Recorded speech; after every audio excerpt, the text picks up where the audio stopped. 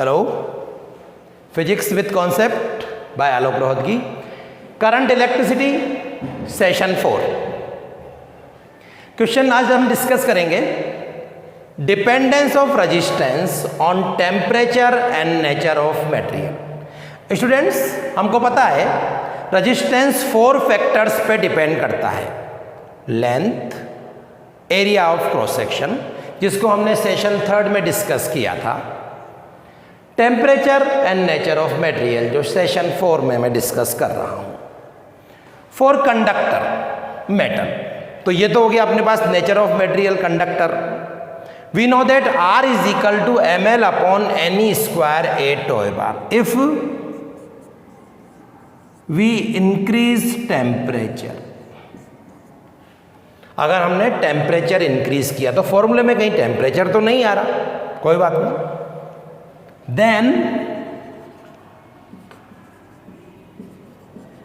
Velocity and kinetic energy of free electron increase. But natural, अगर हम temperature increase करेंगे तो वेलोसिटी इंक्रीज होगी, वेलोसिटी इंक्रीज होगी तो काइनेटिक एनर्जी इंक्रीज होगी, और काइनेटिक एनर्जी इंक्रीज होगी तो वो जल्दी जल्दी मोशन करेंगे और कोलिजन का रेट बढ़ जाएगा। क्या हो जाएगा? कोलिजन का रेट बढ़ जाएगा। तो टॉय बार डिक्रीज। टॉय बार क्या है? Relaxation time.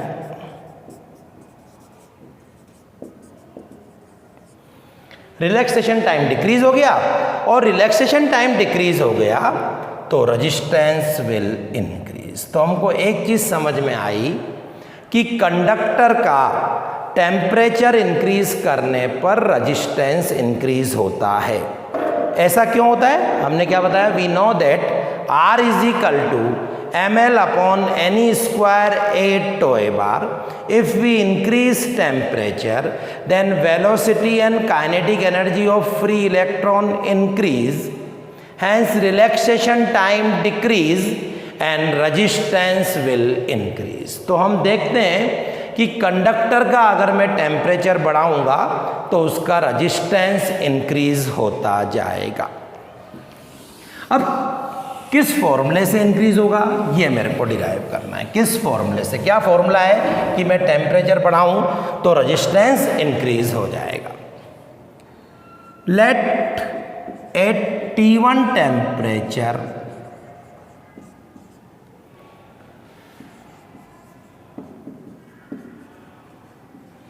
resistance of conductor is R1. At T2 temperature resistance of conductor become R2. तो हमने क्या देखा कि T1 टेम्परेचर पे रेजिस्टेंस R1 था, T2 टेम्परेचर पे रेजिस्टेंस R2 हो गया। Hence increase in resistance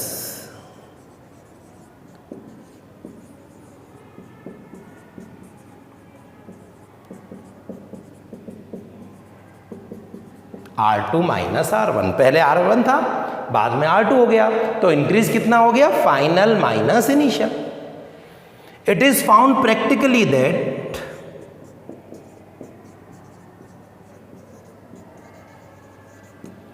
increase in resistance is directly proportional to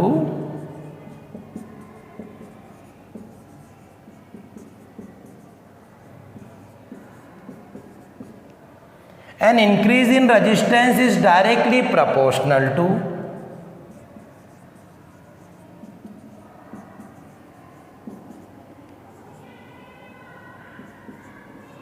T2 minus T1। तो क्या देखा हमने? जो इंक्रीज होगा रेजिस्टेंस वो इनिशियल रेजिस्टेंस के प्रोपोर्शनल है। Increase in resistance directly proportional to increase in temperature. इसको समझते हैं थोड़ा सा। एक वायर का रेजिस्टेंस 10 ओम है, एक का 20 ओम है, तो किसका ज़्यादा इंक्रीज होगा रेजिस्टेंस? 20 ओम का, क्योंकि इनिशियल रेजिस्टेंस ज़्यादा तो इंक्रीज इन रेजिस्टेंस ज़्यादा। इंक्रीज इन टेम्परेचर, अगर इंक्रीज इन टेम्परेचर 50 डिग्री है, इंक्रीज इन टेम्परेचर 100 डिग्री है, तो कब ज़्यादा इंक्रीज होगा? 100 डिग्री। दोनों कंबाइन कर दूं, implies delta R directly proportional to R1 T2 minus T1। Delta R proportional हटा alpha, R1 T2 minus T1। क्या हुआ, प्रोपोर्शनल की जगह इक्वल आ गया और यहाँ पे कांस्टेंट आ गया alpha R1 T2 minus T1। तो delta R is equal to alpha R1 T2 minus T1। Equation number 1, where alpha is equal to temperature coefficient of resistance. Alpha delta R upon R1 T2 minus T1। Unit देखिए, यहाँ ओम, यहाँ पे ओम, degree centigrade, तो ये cancel हो गया। Unit of alpha per degree centigrade. If R1 is equal to 1 ohm, T2 minus T1 is equal to 1 degree centigrade, alpha is equal to delta are.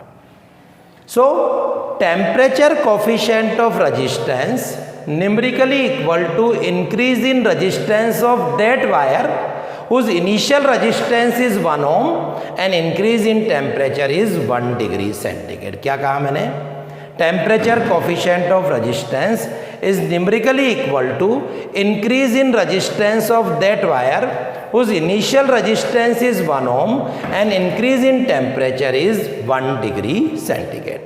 Equation 1 को मैं आगे इंक्रीज करता हूँ, बढ़ाता हूँ। क्या देखता हूँ मैं, delta R is equal to alpha R1 T2 minus T1, R2 minus R1 alpha R1 T2 minus T1, R2 is equal to R1 alpha R1 T2 minus T1, 1 plus alpha T2 minus T, है ना students. ये formula numericals में बहुत काम में आता है। ये फॉर्मूला हमको बता रहा है कि अगर मैं टेम्परेचर इंक्रीज कर दूंगा तो रेजिस्टेंस किस प्रकार इंक्रीज होगा। R2 is equal to R1 1 plus alpha T2 minus T1। तो यहाँ पे अभी हमारे पास हमने देख रहे हैं dependence of resistance on temperature and nature of material. मैंने अभी तक देखा कंडक्टर का टेम्परेचर इंक्रीज करने पर रेजिस्टेंस किस प्रकार इंक्रीज होता है। तो एक कंक्लूजन निकला कि जैसे जैसे मैं टेम्परेचर इंक्रीज करता हूँ रेजिस्टेंस इंक्रीज होता है। किस फॉर्मूले से, R2 is equal to R1 1 plus alpha T2 minus T1। Alpha temperature coefficient of resistance जो पॉजिटिव होता है। पॉजिटिव का मीन्स क्या है, टेम्परेचर इंक्रीज करने पर रेजिस्टेंस इंक्रीज होता है, specially for conductor alpha is positive. अब हम देखते हैं बी,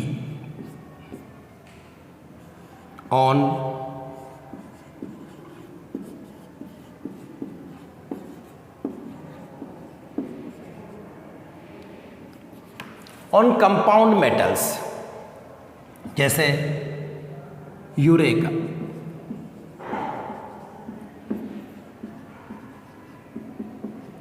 मैग्नीज, इनका क्या होता है। कंपाउंड मेटल्स क्या होते हैं, कुछ फिक्स रेशो में मेटल्स को मिला के हम क्या बनाते हैं, कंपाउंड मेटल।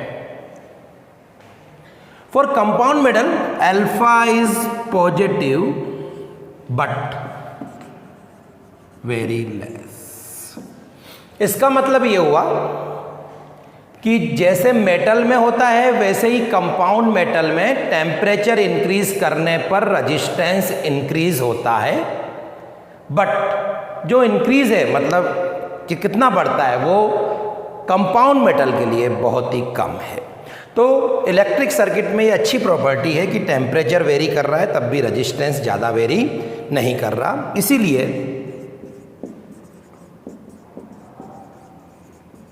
पोटेंशियोमीटर, आगे देखेंगे हम, metre bridge,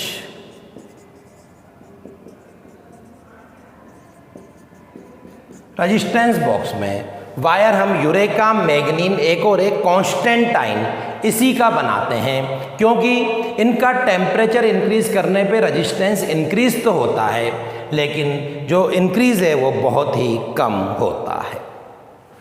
C, semiconductor.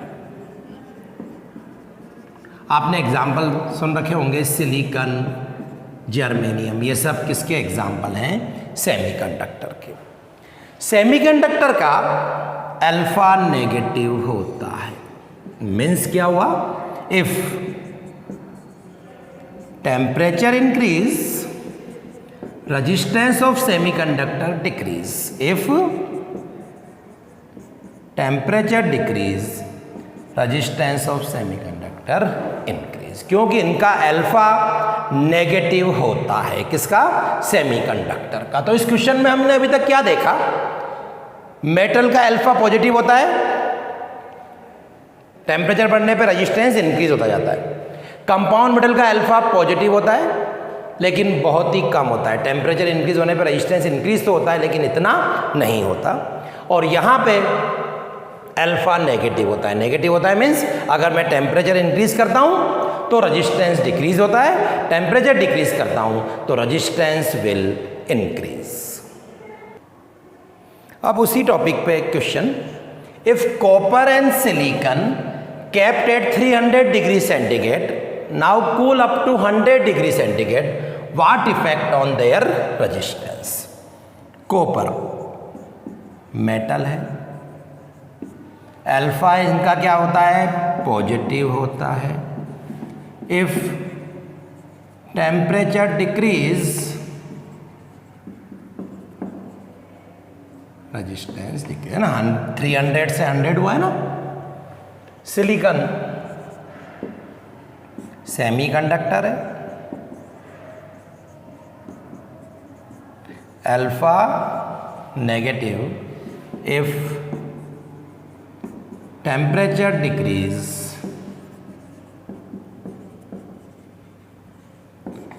Resistance will increase. तो एक ऐसा ही क्वेश्चन अच्छा आया हुआ एग्जाम्स में कि 300 से 100 तक कूल किया तो इन दोनों के रेजिस्टेंस पे क्या इफेक्ट होगा? जस्ट रिवर्स इफेक्ट होगा, क्योंकि इसका अल्फा पॉजिटिव होता है, इसका अल्फा नेगेटिव होता है। नेक्स्ट क्वेश्चन पे हम आते हैं।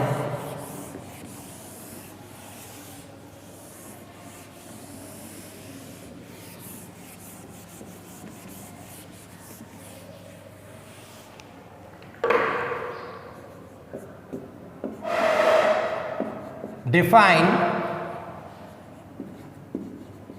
Superconductor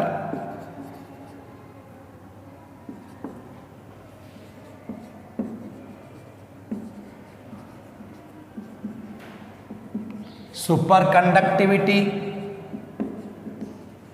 critical temperature and usages of superconductor. हमने देखा कि कंडक्टर के लिए अल्फा पॉजिटिव होता है, किसके लिए? कंडक्टर के लिए। अब मेरे को कंडक्टर से सुपर कंडक्टर बनाना है, मीन्स रेजिस्टेंस और भी कम करना है। तो हमको पता है इसका अल्फा पॉजिटिव है, तो रेजिस्टेंस कम करने के लिए मेरे को टेम्परेचर डिक्रीज करना पड़ेगा। If we decrease temperature resistance will decrease. If we further decrease temperature resistance still decrease. One condition is obtain at a particular temperature resistance become zero. At particular temperature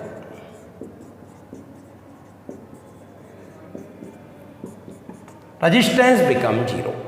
और जब resistance zero हो जाएगा, electron जब flow होंगे, बिल्कुल भी ऑब्स्ट्रकल नहीं आएगा, तो इस कंडीशन को हम कहते हैं super conductivity.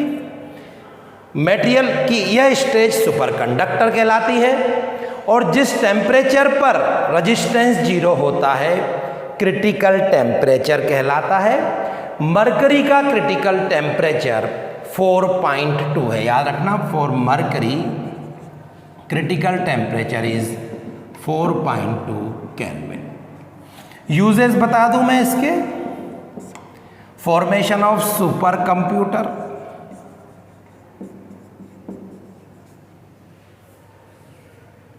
Powerful electromagnet,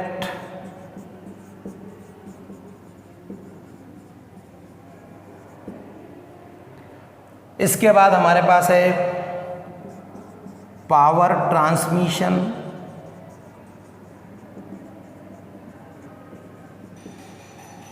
without energy loss. इन सब में इसके यूज होते हैं।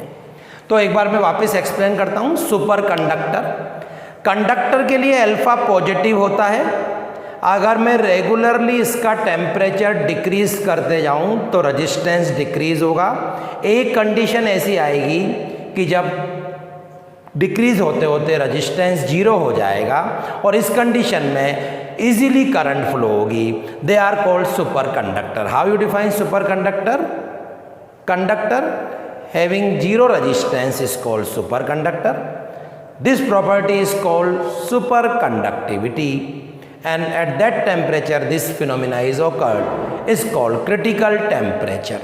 याद रखिएगा, for mercury critical temperature is 4.2 Kelvin. Uses क्या होगा? Formation of super computer, powerful electromagnet, power transmission without energy loss, because जब रेजिस्टेंस ही नहीं है तो लॉस भी बिल्कुल नहीं होगा। अब हम नेक्स्ट क्वेश्चन डिस्कस करेंगे। Explain colour coding for carbon resistance. अगर आप जो टीवी होते थे उनको कभी आपने ओपन करते हुए देखा है, अभी एलईडी और एलसीडी की बात नहीं कर रहा मैं, जो अपने पुराने टीवी होते थे उसमें ऐसे रेजिस्टेंस सिलेंड्रिकल ऐसे एक एलिमेंट होते थे जिसमें 4 डिफरेंट कलर की रिंग होती है ना। आप किसी भी इलेक्ट्रॉनिक्स जो रिपेयरिंग करते हो ना, उनके पास जाके देखिएगा, रेजिस्टेंस इस प्रकार के होते हैं। 4 डिफरेंट कलर की रिंग्स होती हैं। इनको रीड करने का एक कोडिंग बना रखी है जिसको हमने बोल रखा है कलर कोडिंग। डिफरेंट कलर की रिंग्स होती हैं। फर्स्ट 2 कलर बताते हैं न्यूमेरिकल वैल्यू,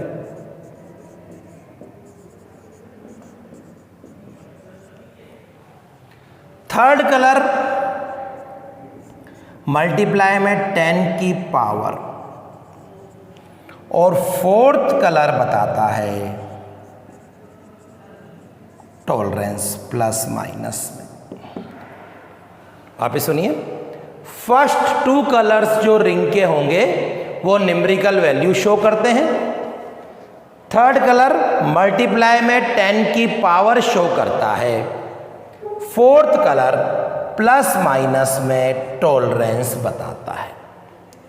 अब एक टेबल बना रखी है, उससे हम देखेंगे कि न्यूमेरिकल वैल्यू कैसे कैलकुलेट होती है, पावर कैसे कैलकुलेट होती है, टॉलरेंस कैसे होता है। तो टेबल में पहले तो आएगी न्यूमेरिकल वैल्यू,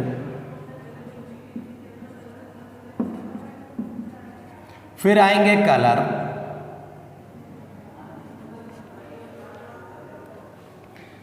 फिर आएंगे पावर ऑफ 10, फिर आएगा टॉलरेंस।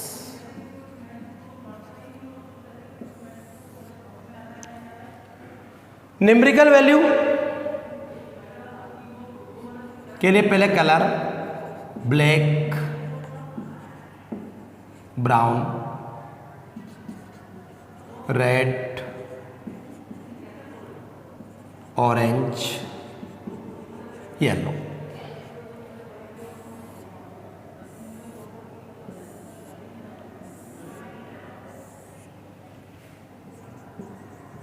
ग्रीन,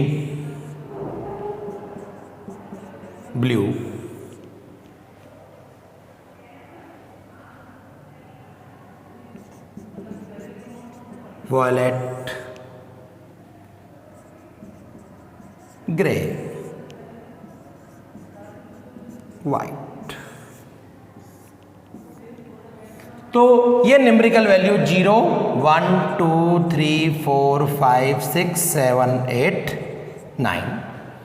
जब ये पावर में होंगे तो यही पावर में चल जाएगा। 10 की पावर 0, 10 की पावर 1, 10 की पावर 2, 10 की पावर 3, 10 की पावर 4, 10 की पावर 6, 7, 8, 9। इसके अलावा गोल्डन, सिल्वर या फिर फोर्थ पे कोई रिंग होगी नहीं तो इसको मैं लिखता हूं नन ऑफ दीज। इनकी न्यूमेरिकल वैल्यू नहीं होती। अगर पावर की बात करें 10 to power -1, 10 to power -2। Tolerance की बात करें 5%, 10%, 20%। तो ये हमने एक टेबल बना रखी है, इससे हम रीड करेंगे रजिस्टेंस की value. Black, brown, red, orange, yellow, green, blue, violet, grey, white, फिर 3 अपने पास जो ऑर्नामेंट्स बनते हैं गोल्डन और सिल्वर के, और इन दोनों के अलावा कोई नहीं है तो नन ऑफ दीज। इनकी कोई न्यूमेरिकल वैल्यू नहीं है। अगर ये थर्ड प्लेस पे है तो इनकी वैल्यू पावर में आएगी, और अगर फोर्थ प्लेस पे है तो टॉलरेंस। अब आप बोलेंगे सर हमको ये कैसे याद रखें, तो उसके लिए भी एक याद करने का तरीका बना रखा है। B B Roy, black, brown, red, orange, yellow. कहाँ रहते हैं ये? ग्रेट ब्रिटेन में। कहाँ रहते हैं? ग्रेट ब्रिटेन में। Means green, blue, very good worker. तो जो मैंने सर्कल यूज कर रखे हैं वो आपको यूज करने हैं, जो मैंने सर्कल में दे रखा है, वेरी गुड वर्कर। तो ब्लैक, ब्राउन, ये पूरा यूज करना है। Black, brown, red, orange, yellow, green, blue, violet, grey और वाइट। तो क्या याद रखोगे? BB Roy, Great Britain, very good worker. अब आप बोलेंगे सर इसमें तो 3 भी आ रहे हैं, 1, 2, 3, 2 जी आ रहे हैं। तो याद रखना टेबल सबसे डार्क कलर ब्लैक से सबसे लाइट कलर वाइट की तरफ गई है, तो 3 बी में पहला बी ब्लैक होगा, फिर उससे लाइट होगा और फिर उससे लाइट होगा। 2 जी में पहला डार्क होगा ग्रीन और फिर क्या होगा? ग्रे होगा। तो ये मैंने इसको याद करने का तरीका बता दिया। BB Roy, Great Britain, very good worker. अब एग्जाम्पल देके समझाता हूं कि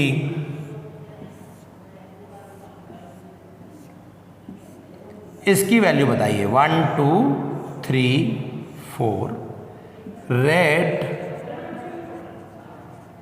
ऑरेंज, येलो, सिल्वर, आर। मैंने क्या बताया था कि पहले 2 कलर की जो रिंग है वो न्यूमेरिकल वैल्यू बताती है। न्यूमेरिकल वैल्यू यहां पे रही। रेड की न्यूमेरिकल वैल्यू 2, ऑरेंज की न्यूमेरिकल वैल्यू 3, थर्ड 10 की पावर बताता है, येलो की पावर क्या है? 4, और फोर्थ प्लस माइनस में टॉलरेंस बताता है फोर्थ का।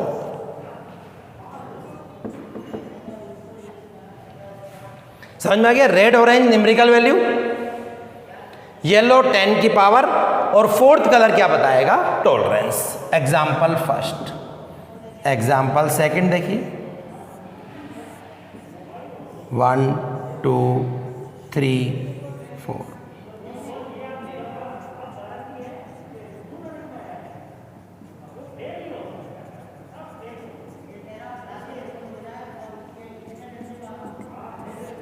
ब्लू और वाइट। ब्लू बोला तो 6, वाइट बोला तो 9 न्यूमेरिकल वैल्यू। रेड 10 की पावर 2। अब देखो आपने समझा, यहां पे रेड की वैल्यू 2 थी, लेकिन यहां पे रेड की वैल्यू 10 टू पावर 2 है, बिकॉज वो थर्ड प्लेस पे है। Golden plus minus 5%। तो इस प्रकार हम इस कलर कोडिंग से रजिस्टेंस की वैल्यू फाइंड आउट कर सकते हैं। टेबल कैसे बनाते हैं ये हमने बता दिया, 4 कलर्स की देंगे। एक एग्जांपल और दे देता हूं मैं।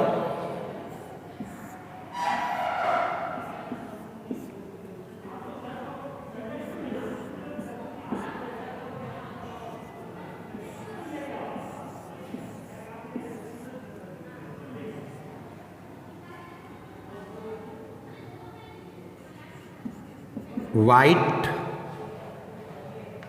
Violet, silver, silver. वाइट और वॉयलेट, वाइट की वैल्यू 9, वॉयलेट की वैल्यू 7, सिल्वर थर्ड प्लेस पे पावर 10⁻⁻²। अब नेक्स्ट सिल्वर फोर्थ प्लेस पे ±10। समझ में आया ना? अगर थर्ड प्लेस पे तो 10⁻, इसकी पावर है, और फोर्थ प्लेस पे तो क्या है, टॉलरेंस। तो इस प्रकार हमने शो किया कि कैसे हम कार्बन कोडिंग, कलर कोडिंग द्वारा रजिस्टेंस की वैल्यू फाइंड आउट कर सकते हैं।